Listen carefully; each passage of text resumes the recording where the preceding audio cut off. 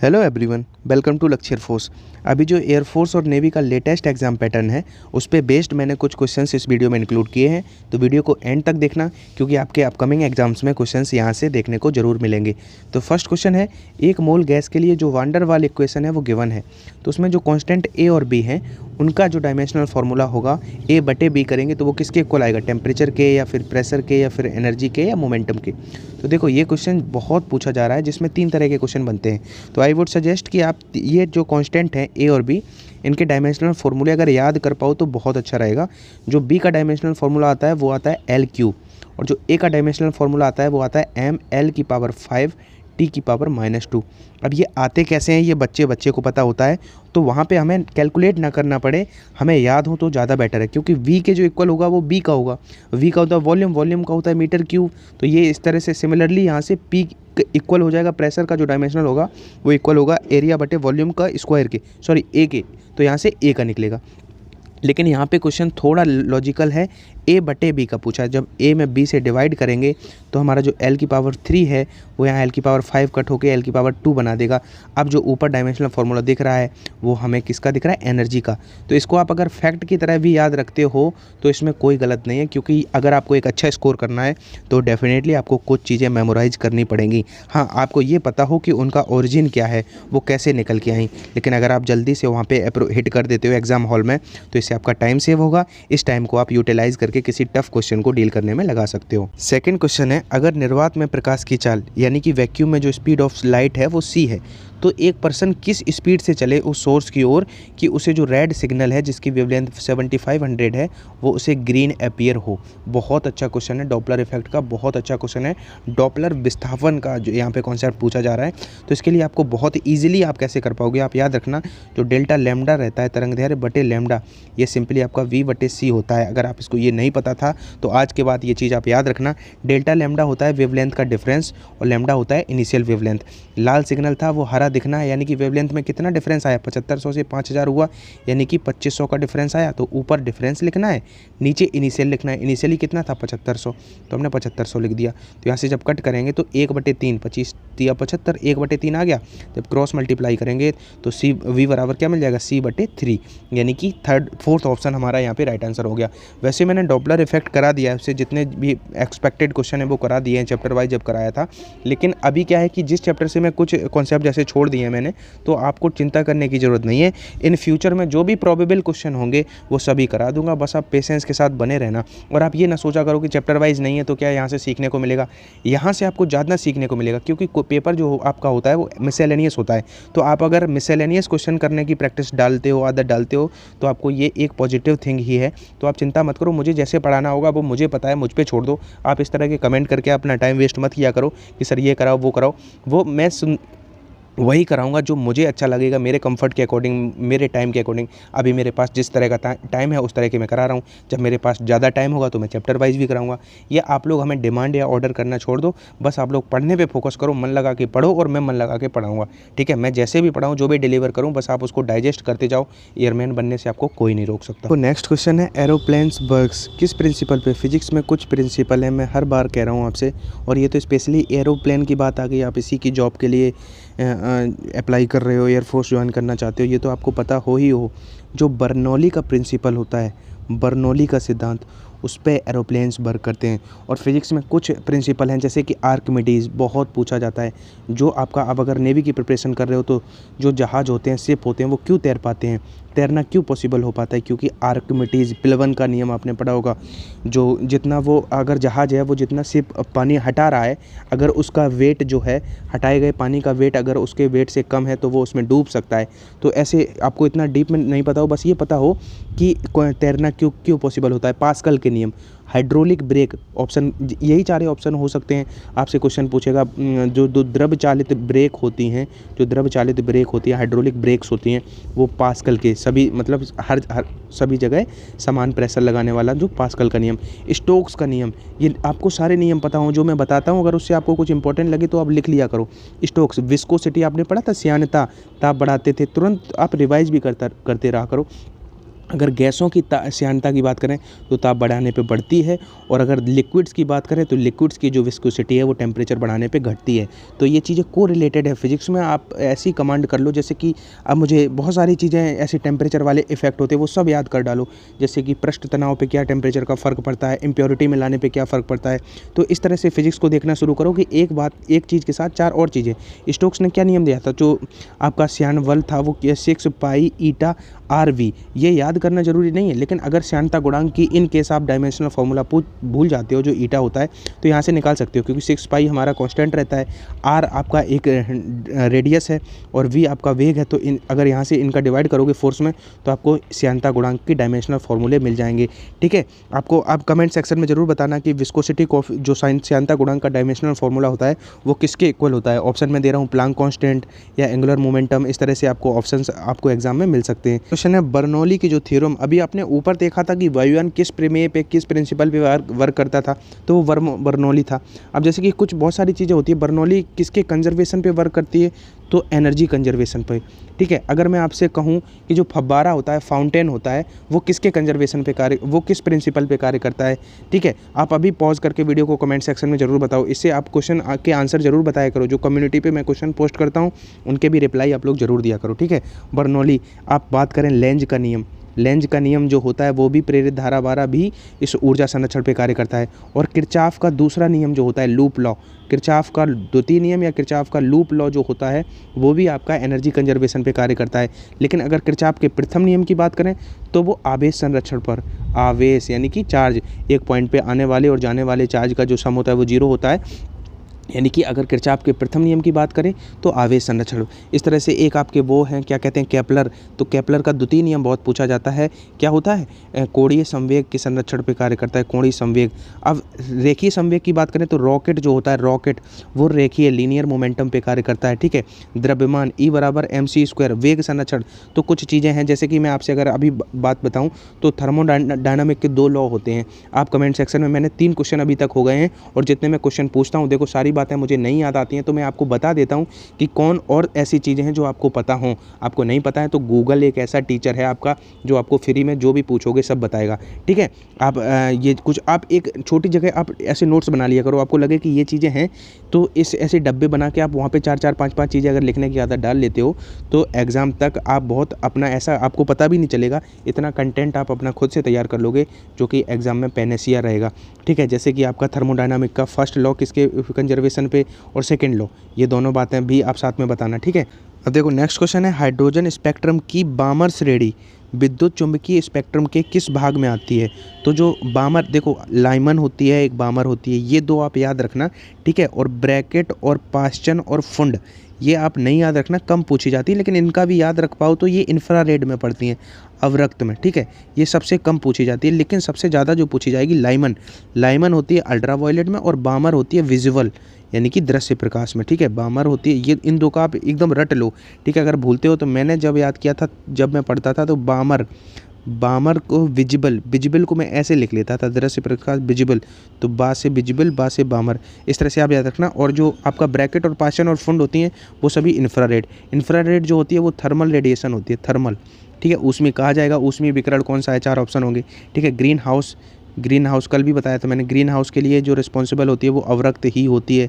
ठीक है, और आपका अवरक्त जो कोहरे में या धुएं में फोटोग्राफी कर पाते हैं वो भी सभी इंफ्रारेड। इन सभी के यूज़ भी आपको पता हो। जो इलेक्ट्रोमैग्नेटिक वेव होती हैं इनका नेचर कैसा होता है, इनका नेचर होता है ट्रांसवर्स, ये सभी अनुप्रस्थ होती हैं।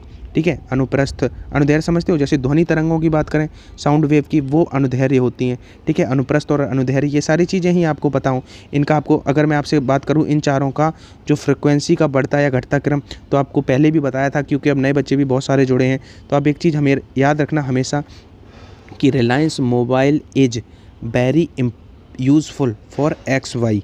ठीक है, radio, micro, infrared, visual, ultraviolet, x-rays, gamma rays, इधर इनकी फ्रिक्वेंसी का बढ़ता हुआ क्रम, इधर इनकी पेनिट्रेटिंग पावर का बढ़ता हुआ क्रम, और इधर इनकी जो है वेवलेंथ का घटता हुआ क्रम। यानी कि सबसे कम वेवलेंथ होती है आपकी गामा की, सबसे कम अधिक वेवलेंथ होती है रेडियो की, सबसे कम आपकी फ्रिक्वेंसी होती है रेडियो की, सबसे अधिक फ्रिक्वेंसी होती है गामा की, सबसे कम भेदन क्षमता होती है रेडियो वेव की, फिर माइक्रो, ऐसी इंक्रीजिंग ऑर्डर है इधर पेनिट्रेटिंग का, सबसे अधिक पेनिट्रेटिंग पावर पूछी जाए तो गामा रेज की। ठीक है, जो ये ये सारे इलेक्ट्रोमैग्नेटिक वेव से बनने वाले क्वेश्चंस हैं। सोप बबल है वो अगर हम लाइट में देखेंगे वो कलर्ड क्यों दिखाई देता है, इसके लिए कौन सा जो रिस्पॉन्सिबल होगा, तो इसके लिए आप क्या होगा, इंटरफेरेंस, व्यतिकरण। ठीक है, फिजिक्स में मैं आपको टाइम मुझे मिलेगा, मैं ये सारे काम आपको कराऊंगा। कुछ ऐसी चीज़ें हैं जैसे कि स्कैटरिंग, 2 क्वेश्चन बनते हैं। सूर्य जो होता है वो सूर्योदय, सनसेट और जो सूर्योदय और सूर्यास्त के समय आपको लाल क्यों दिखाई देता है और कोई कलर क्यों नहीं दिखाई देता है, बहुत पूछा जाता है। तो उसका क्या हो जाएगा, देखो स्कैटरिंग जो होती है वो इन्वर्सली प्रोपोर्शनल होती है लैम्डा की पावर 4 के।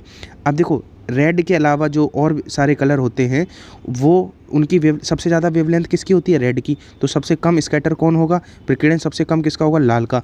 तो क्योंकि रेड का वेवलेंथ मैक्सिमम होता है इसलिए और सभी स्कैटर्ड हो जाते हैं कलर, लेकिन रेड बच जाता है, इसलिए वो सनसेट, क्योंकि सनसेट और सनराइज के समय अर्थ से वो कैसा होता है, राइट एंगल्ड होता है सन। ठीक है, तो इस तरह से यहाँ पे वो कारण पूछा जाए प्रकीर्णन। लेकिन लड़का गलती क्या करता है, वो कहेगा कि सूर्योदय और सूर्यास्त के कुछ समय पहले ही हमें सूर्य दिखने लगता है और सूर्यास्त के कुछ बाद तक भी दिखता रहता है, वहाँ पे रीजन क्या हो जाता है, अपवर्तन। ठीक है, अभी मैं आपको कराऊंगा, ये सारी चीज़ें कराऊंगा, लेकिन फिलहाल अगर आपसे कहे एक बाल्टी है उसमें एक हम छड़ डालते हैं, कोई छड़ डालते हैं, वो टेढ़ी क्यों दिखाई देती है, अपवर्तन होता है उसका कारण। कहेगा सिक्का है पानी में पड़ा है, वो थोड़ा ऊपर दिखाई देता है, सिक्का ऊपर प्रतीत होता है, वो क्यों होता है, अपवर्तन के कारण। कहेगा तारे क्यों चमकते हैं, स्कैटरिंग ऑफ जो तारे हैं, स्टार्स हैं, वो भी अपवर्तन। ठीक है, अब जैसे व्यतिकरण के और भी कई एग्जाम्पल हो सकते हैं, जैसे कि मैं आपसे अगर बात करूँ विवर्तन क्या होता है, जैसे अगर साउंड है, आपका ये कमरा है, ठीक है, उसकी ये दीवार है और अगर साउंड आता है वहाँ से आप सुन पाते हैं उसको, जो है साउंड का यहाँ पे टर्न होना, ये आपका विवर्तन। ठीक है, विक्षेपण, ये सारी चीज़ें मैं आपको बताऊंगा। बस अभी यार मेरे पास थोड़ा कम टाइम है, मैं इसलिए आपको जितना दे पा रहा हूँ उतना ही आप जो है डाइजेस्ट करने की कोशिश करो। बाकी आप लोग घबराओ नहीं, जब तक आपका पेपर होगा मैंने प्लानिंग कर ली है किस तरह से आपको चीज़ें देनी है, क्या देनी है। अभी 1-2 वीडियोज़ ये देख के आप जजमेंट मत पास करना कमेंट सेक्शन में कि क्या ये ऐसे ही कराएंगे, वो कराएंगे, ये कराएंगे। बहुत सारे बच्चे यही पढ़ के एयरमैन बन चुके हैं और आपको भी मैं वादा कर रहा हूँ, अगर आप लोग ट्रस्ट रखते हो, विश्वास रखते हो, तो मैं आपको कुछ यूनिक चीज़ें आपको दूंगा एग्ज़ाम तक, जिनको आप पढ़ के आप एयरमैन ज़रूर बनोगे। ठीक है, चाहे आप नेवी का एग्ज़ाम दे रहे हो, चाहे आप एयरफोर्स का एग्ज़ाम दे रहे हो, चीज़ें यही पूछी जाती हैं। मैं कई बार से देख रहा हूँ, बस आप थोड़ा पेशेंस रखो और आप हमें भी अप्रिशिएट करते रहा करो, क्योंकि मैं आपको जिस कठिनाइयों से आपको पढ़ा पा रहा हूँ वो मैं ही जानता हूँ। नेक्स्ट क्वेश्चन है, इंटरनल एनर्जी का जो कॉन्सेप्ट है वो सबसे पहले कौन से प्रिंसिपल से मिला था। ठीक है, कौन से प्रिंसिपल से डिस्क्राइब हुआ था, तो जो थर्मोडायनामिक्स का फर्स्ट लॉ है, सेकंड है, या स्टीफन का या बीन का नियम। तो जो थर्मोडायनामिक का फर्स्ट नियम है वो क्या है कि अगर किसी सिस्टम को हम क्यू ऊष्मा देते हैं तो वो कुछ वर्क डन करने में और कुछ आंतरिक ऊर्जा में वृद्धि करने में लगाती है। ठीक है, तो आंतरिक ऊर्जा में जो परिवर्तन होता है वो थर्मोडायनामिक के फर्स्ट लॉ से हमें पता चला था, ये आप याद रखना। मेरा सजेशन तो आपको ये है कि ऊष्मागतिकी का शून्यवां नियम, प्रथम नियम और द्वितीय नियम आप अभी पढ़ लें। इनफैक्ट आप सभी फिजिक्स के नियम अच्छे से तैयार रखें, जैसे कि स्टीफन का नियम बहुत इंपॉर्टेंट, जो ऊष्मा उत्सर्जन की दर होती है वो टेम्परेचर के 4th पावर के डायरेक्टली प्रोपोर्शनल होती है, आदर्श कृष्णिका वाला। और क्या कहते हैं, सन का टेम्परेचर हम किससे फाइंड कर सकते हैं, तो स्टीफन से। ठीक है, सारे नियम इंपॉर्टेंट है। वीन का नियम क्या होता है, गामा टी बराबर कांस्टेंट, यानी कि जो वेवलेंथ होती है वो इनडायरेक्टली प्रोपोर्शनल होती है टेम्परेचर के। अब कहेगा तारों का, स्टार का जो कलर होता है वो हम किससे फाइंड करते हैं, तो बीन का डिस्प्लेसमेंट लॉ से ही हम कलर का टेम्परेचर, जो स्टार्स का कलर है वो फाइंड कर पाते हैं। तो देखो मैं अभी जब फ्री होता हूँ मैंने सोच लिया, और आपको भी तब तक अगर आप चाहो तो फिजिक्स में आप 50% आपकी तैयारी हो जाएगी अगर आप फिजिक्स के सारे ही नियम और प्रिंसिपल समझ लेते हो, क्योंकि उनसे कोरिलेटेड चीज़ें पूछी जाएंगी। आपको एग्जांपल देगा टायर का फटना, किसका उदाहरण है, ऑप्शन देगा समतापी, रुद्धोष्म। अब अगर आपको पता है कि रुद्धोष्म के क्या एग्जांपल्स होते हैं, समतापी के, एडियाबैटिक के क्या एग्जांपल्स होते हैं, तो अगर आप ये एग्जांपल्स और ये इस तरह के स्टडी कर लेते हो फिजिक्स में, और जो कि बहुत ईजी है करना, मैं कराऊंगा अभी फ्यूचर में एक मैराथन ऐसी लाऊंगा जो आपको इस सारी चीज़ें करा देंगी। तो आपकी जैसे बर्फ़ का पिघलना आपसे कहते काय का उदाहरण है, तो ये चीज़ें आप तैयार करने की, इस तरह से आप फिजिक्स पढ़ना शुरू करो। और बाकी जो रही बात, मैं पढ़ाता रहूँगा यार। अभी क्या है कि बहुत बिजी शेड्यूल है, तो इसलिए इनमें मुझे टाइम कम लगता है। क्वेश्चन पिक करे ऐसे रैंडमली कहीं से भी क्वेश्चन इंपॉर्टेंट जो लगे कि हाँ प्रीवियस ईयर पूछे गए थे, उनको पिक किया, आपको करा दिया। जब मैं चैप्टर वाइज कराता हूँ तो उसमें मुझे एफर्ट ज़्यादा लगाने पड़ते हैं, जो कि अभी मेरे पास अनफॉर्चुनेटली टाइम नहीं है। तो इसलिए जब तक जो दे रहा हूँ वो आप लो, बाकी जैसे ही मुझे टाइम मिलता है मैं थोड़ा फ्री होता हूँ, आपको मैं एग्ज़ाम तक इतनी मैराथन दे दूँगा कि आपका एग्ज़ाम क्लियर होने से कोई नहीं रोक सकता। बस आप पेशेंस रखना यार, और कोई भी किसी की गलत बातों में या कोई कल को कुछ कहता है तो आप उस पर ट्रस्ट करके मतलब ठीक है, जो कुछ हो यार आप लोग मैं आपको बताऊँ बिल्कुल क्लियरली कि अभी बीच में जैसे मैं रेगुलर नहीं रह पाया, ठीक है, रेगुलर नहीं रह पाया तो अपना परिवार था तो वो तो समझते हैं कि स्ट्रगलर दूसरे स्ट्रगलर की फीलिंग समझता है कि सर के एग्ज़ाम्स हैं या जो भी है, तो आपने पेशेंस रखा, वेट किया, जब आया तब उसी एनर्जी से वेलकम किया। लेकिन अनअकैडमी जहाँ पे मैं जुड़ा था वहाँ पे कुछ एग्रीमेंट्स मिल जाते थे तो जिससे अपना चलता रहता था, इकोनॉमिक हेल्प हो जाती थी, but they throw me out. उनको पता चला कि ये रेगुलर नहीं है तो उनका कॉल आता है, sorry Anurag we can not continue further. तो ये रहता है, ये फ़र्क होता है अपने में और क्या कहते हैं एक उनका कॉमर्शलाइज। अब देखो मैं ज़्यादा बोलना नहीं चाह रहा हूँ, बस ये कह रहा हूँ यार प्लीज़ आप लोग ट्रस्ट मत खोना, और जो भी गलतियाँ मुझसे हों या मुझ में तुम्हें कमियाँ लगें वो कमेंट सेक्शन में बता दिया करना, कोई शिकायत हो तो कमेंट में बता दिया करना। बाकी हमेशा मैं कहता हूँ, मैं अगर आप लोगों को छोटा भाई मानता हूँ तो आप लोगों की रिस्पॉन्सिबिलिटी है कि आप भी हमें एक बड़ा भाई मानो। अगर बड़े भाई से कुछ गलती होती है तो अब वो आप बताओ, बाकी कोऑपरेटिव नेचर रखो तो मैं आपको बहुत कुछ दे दूंगा। क्वेश्चन है प्रेरित विद्युत धारा यानी कि जो इंड्यूस्ड करंट होता है उसका डायरेक्शन पता कैसे चलता है। इसके बारे में आपको एक इंटरेस्टिंग बात बताऊं कि जो लेंज थे इन्होंने 1800 कोई मुझे सन याद नहीं है, कुछ 1869 या कुछ में इन्होंने एक बताया था कि जो इंड्यूस्ड करंट होता है ये डिश उसी डायरेक्शन का अपोज करता है जिससे ये ओरिजिन इसका जो होता है उसका अपोज करता है, विरोध करता है। तो आपको फिलहाल ये याद रखना है कि जो प्रेरित धारा होता है, इंड्यूस्ड करंट होता है, वो लेंज के नियम द्वारा, लेंज ने ही ये बताया था सबसे पहले 1800 में, तो लेंज के नियम से इसकी प्रेरित विद्युत धारा की दिशा का पता चलता है। और लेंज का नियम जो है वो कई बार बता चुका हूँ, ऊर्जा के संरक्षण पे कार्य करता है, ठीक है। फ्लेमिंग के बाएं हाथ का नियम, दाएं हाथ का नियम, हथौले का नियम, ये सारे आप पढ़ लो। बायो सेवर्ट का नियम क्या होता है, जब आप नियम पढ़ लेते हो, जैसे अभी मैं बात करूँ न्यूटन का शीतलन नियम, मैं आपको एग्जांपल के लिए, अभी नेवी को, एयरफोर्स को बहुत उससे प्यार हो गया है इस क्वेश्चन से कि अगर 50 डिग्री से किसी बॉडी का टेम्परेचर था उसको कूल करके हमने 40 डिग्री सेंटीग्रेड कर दिया, तो इतना करने में हमें 5 मिनट लगे, तो वो कहेगा आपकी बार 40 डिग्री सेंटीग्रेड से 30 डिग्री सेंटीग्रेड करने में, कूल करने में कितना टाइम लगेगा। ऑप्शन होंगे 5 ही लगेंगे या 5 से अधिक होंगे या 5 से कम होंगे। तो इस तरह से क्या होता है कि जब आप नियम पढ़ लेते हो, शीतलन नियम क्या कहता है, कूलिंग लॉ क्या कहता है न्यूटन का, तो उसकी डेफिनेशन से, इसको मैंने बहुत बार बताया है कि भले ही यहाँ पे टेम्परेचर डिफरेंस सेम है तो लड़का सोचेगा नहीं 5 मिनट ही लगेंगे। तो क्या होता है कि अगर आप इस तरह से स्टडी करते हो तो आपकी 50% प्रिपरेशन में, बार बार कहता हूँ कि सारे ही फिजिक्स के नियम, अगर फ्लेम के नियम, क्या होगा, बायो सेवर्ट का नियम आपने पढ़ा तो आपको पता चल जाएगा कि जो मैग्नेटिक फील्ड है किसके डायरेक्टली प्रोपोर्शनल है, किसके इनडायरेक्टली प्रोपोर्शनल है, तो क्वेश्चन उनसे बनेगा। तो इसलिए मैं कहता हूँ सारे नियम, सारे प्रिंसिपल, और अभी कराऊंगा भी किसी दिन मैं टाइम निकाल के एक मैराथन लाऊंगा जिसमें सारे फिजिक्स के नियम, कंजर्वेशन, ये सारी चीज़ें करा दूंगा। बस धैर्य रखना यार, क्या होता है चैप्टर वाइज कराने में थोड़ा मुझे ज़्यादा एफर्ट लगाने पड़ते हैं, इसलिए क्योंकि अभी मेरे पास टाइम कम था तो ऐसे प्रीवियस ईयर क्वेश्चन उठा के करा रहा हूँ। बाकी आप धैर्य रखना, बस आपके एग्ज़ाम तक मैं आपसे प्रॉमिस कर रहा हूँ कुछ। पहली बात तो मेरे जो प्लेलिस्ट है उसके वीडियोस आप आदत डाल लो, रोज़ मैं चिल्ला चिल्ला के कहता हूँ 2 वीडियोस रोज़ देखने की आदत डालो एटलीस्ट, और उतना करते रहो। और जितना मैं अभी आपको देता रहूँगा एग्ज़ाम तक जो कंटेंट, उसको अगर डाइजेस्ट कर लेते हो तो आपको कहीं से भी कुछ करने की नीड नहीं है। और आज का क्वेश्चन ऑफ द डे है कि अगर एक गैल्वेनोमीटर को अमीटर में चेंज करना हो तो किस तरह से कर सकते हैं। एक पूछा जाएगा गैल्वेनोमीटर को अमीटर में चेंज करने वाला, एक वोल्टमीटर में, दोनों कन्फ्यूजिंग होते हैं, साथ में याद कर लेना। तो I expect from all of you कि आप इसका आंसर कमेंट सेक्शन में ज़रूर करोगे। और गाइज़ जो मेरे हेल्प करना चाहते हैं मेरी, तो मैं अपना नंबर दे रहा हूँ 7983671564। तो आप गूगल पे या फ़ोनपे से स्मॉल कंट्रीब्यूट भी कर सकते हो, ये मेरा नंबर है।